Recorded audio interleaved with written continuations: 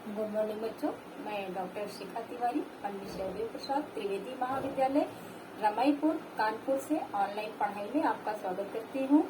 मैं आपको बीए प्रथम वर्ष प्रथम प्रश्न पत्र प्राचीन एवं मध्यकालीन काव्य के अंतर्गत तुलसीदास जी के बारे में आज मैं आपको बताऊंगी।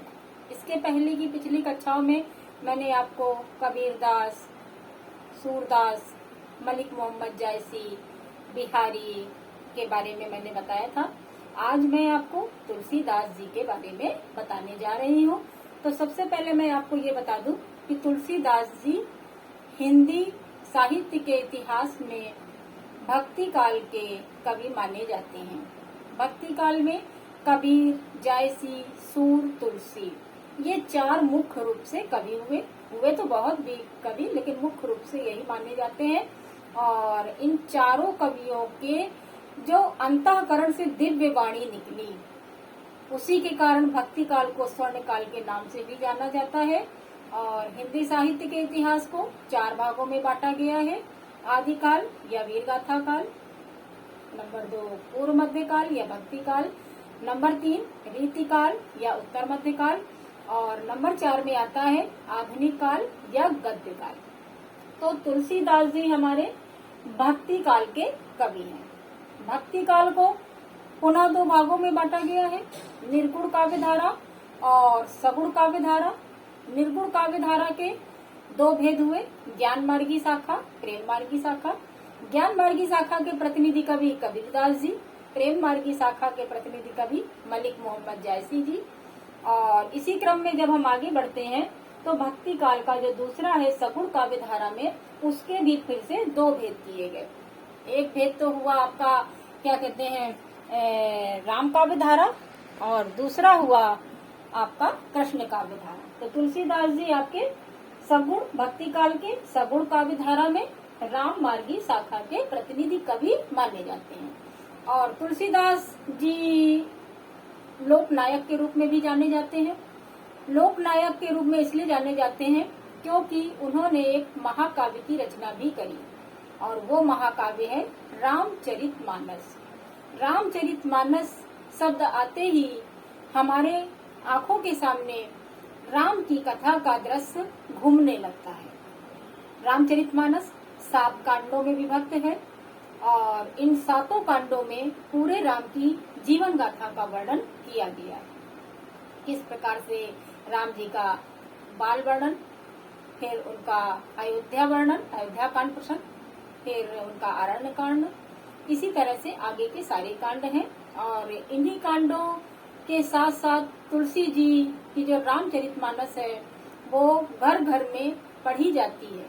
और ये रामचरितमानस को पढ़ने से व्यक्ति को स्वांता सुखाय तो मिलता ही है, लेकिन अंत में वह सर्वांता सुखाय के रूप में इनका महाकाव्य सिद्ध होता है। तो तुलसीदास जी बहुत ही प्रसिद्ध कवि के रूप में आते हैं, जिनको हम बचपन से पढ़ रहे होते हैं। इनके बारे में कुछ भी नया नहीं है, इनकी वही जीवनी है, वही इनकी रचनाएं हैं।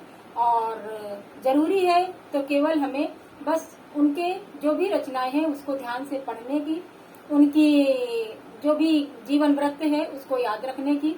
कारण ये है कि अब आजकल आपके जो परीक्षा का जो पद्धति है वो थोड़ी सी परिवर्तित हो चुकी है। उस परिवर्तन में आपके जो 2 प्रश्न पत्र हैं, पहला प्रश्न पत्र प्राचीन एवं मध्यकालीन काव्य, और जो द्वितीय प्रश्न पत्र है हिंदी नाट्य साहित्य, इन 2 प्रश्न पत्रों में एक प्रश्न पत्र आपका बहुविकल्पी होता है। और ऐसी परिस्थिति में कोरोना काल के समय तो आपकी जो 2 प्रश्न पत्र हैं उन दोनों ही प्रश्न पत्रों को एक में मिलाकर दोनों से ही वस्तुनिष्ठ प्रश्न पूछे जाते हैं। इसलिए बच्चों मेरा प्रयास यही रहता है कि मैं आपको उन सभी महत्वपूर्ण बिंदुओं की जानकारी दूं जो एक वस्तुनिष्ठ प्रश्न के अंतर्गत होने चाहिए। तो मैं आपको इनके जीवन वृत्त से लेकर इनकी रचनाओं तक का पूरा परिचय आपको दूंगी, उसको आप लोग ध्यान से सुनिएगा और फिर बाद में उसका रिवीजन जरूर करिएगा। तो हम चलते हैं तुलसीदास जी के जीवन वृत्त की ओर। तो तुलसीदास जी का जन्म बांदा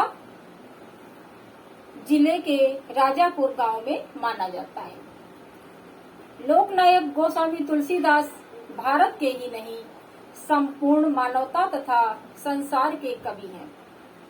उनके जन्म से संबंधित प्रामाणिक सामग्री अभी तक प्राप्त नहीं हो सकी है।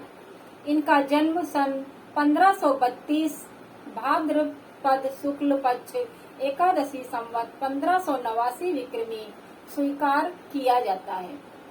तुलसीदास के जन्म और जन्म स्थान को लेकर सभी विद्वानों में मतभेद है। इनके जन्म के संबंध में एक दोहा बहुत ही प्रसिद्ध है। 1554 विषय कालिंदी के तीर, श्रावण शुक्ला सप्तमी तुलसी धरियो शरीर। तुलसीदास जी का जन्म बांदा जिले के राजापुर नामक गांव में माना जाता है। कुछ विद्वान इनका जन्म स्थल एटा जिले के सोरो नामक स्थान को मानते हैं। एटा जिले के सोरो नामक स्थान को भी इनका जन्म स्थान कुछ विद्वान मानते हैं। तुलसीदास जी सरयू पारी ब्राह्मण थे। इनके पिता का नाम आत्माराम दुबे एवं माता का नाम हुलसी था। कहा जाता है कि अभियुक्त मूल नक्षत्र में जन्म होने के कारण इनके माता पिता ने इन्हें बाल्यकाल में ही परित्याग कर दिया था और किसी दासी को पालने के लिए दे दिया था। इनका बचपन अनेक कष्टों के बीच व्यतीत हुआ।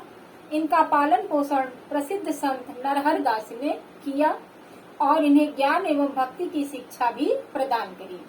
इन्हीं की कृपा से तुलसीदास वेद, वेदांग, दर्शन, इतिहास, पुराण आदि में निपुण हो गए। इन्हें अनेक शास्त्रों के अध्ययन अनुशीलन का अवसर प्राप्त हुआ। इनका विवाह पंडित दीनबंधु पाठक की पुत्री रत्नावली से हुआ था।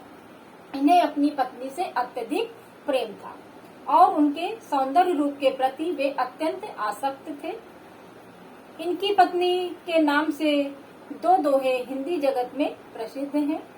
एक बार इनकी पत्नी बिना बताए मायके चली जाती हैं। तब ये भी अर्धरात्रि में आंधी तूफान का सामना करते हुए उनके पीछे पीछे ससुराल जा पहुँचे। इस पर इनकी पत्नी ने उनकी भर्त्सना करते हुए कहा, लाज न आई आपको दौरे आये साथ। पत्नी की इस फटकार से तुलसीदास जी को सांसारिक मोह माया से विरक्त कर दिया। तुलसीदास जी ने अनेक तीर्थों का भ्रमण किया और ये राम के अनन्य भक्त बन गए। इनकी भक्ति दास्य भाव की थी। सन 1574 में इन्होंने अपने सर्वश्रेष्ठ महाकाव्य रामचरितमानस की रचना की तथा मानव जीवन के सभी उच्च आदर्शों को समावेश करके इन्होंने राम को मर्यादा पुरुषोत्तम बना दिया। सन 1623 में काशी में इनका निधन हो गया। इनकी मृत्यु के संबंध में यह भी दोहा बहुत प्रसिद्ध है। संवत 1680 गंग के तीर, श्रावण शुक्ला सप्तमी तुलसी तज्जो शरीर। अर्थात इसके बाद हम साहित्यिक परिचय की ओर आगे बढ़ते हैं। तो तुलसीदास जी महान लोकनायक श्री राम के भक्त थे। इनके द्वारा रचित श्री रामचरितमानस संपूर्ण विश्व साहित्य के अद्भुत ग्रंथों में से एक है। यह एक अद्वितीय ग्रंथ है जिसमें भाषा, उद्देश्य, कथा वस्तु, संवाद एवं चरित्र चित्रण का बड़ा ही मोहक चित्रण किया गया है।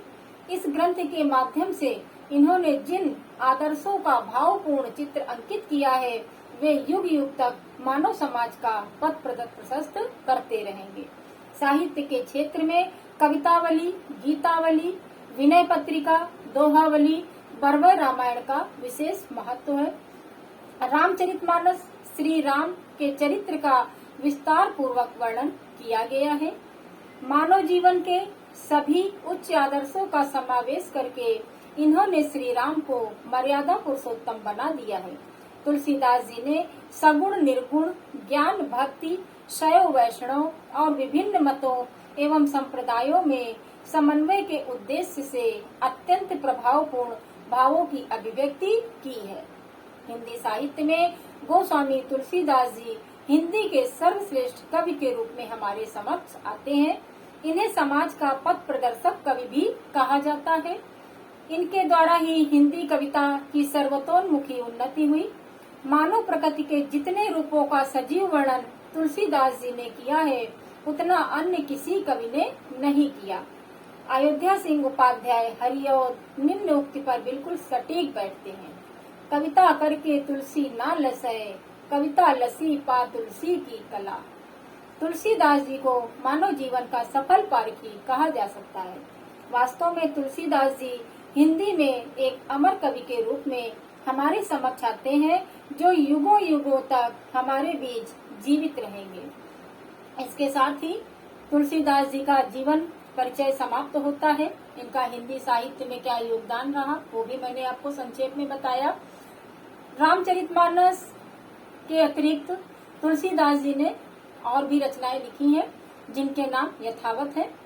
राम लला नैछू, रामाज्ञा प्रश्न, वैराग्य संदीपनी, रामचरितमानस, पार्वती मंगल, जानकी मंगल, कवितावली, गीतावली, कृष्ण गीतावली, विनय पत्रिका, दोहावली, बरवई रामायण, हनुमान बाहुक तथा हनुमान चालीसा आदि तुलसीदास जी ने बहुत सारे ग्रंथ लिखे, जिसमें से रामचरितमानस इनका सुप्रसिद्ध महाकाव्य हमारे सम्मुख आता है। तो बच्चों, आज के लिए बस इतना ही। नेक्स्ट वीडियो में हम फिर से मिलेंगे। धन्यवाद।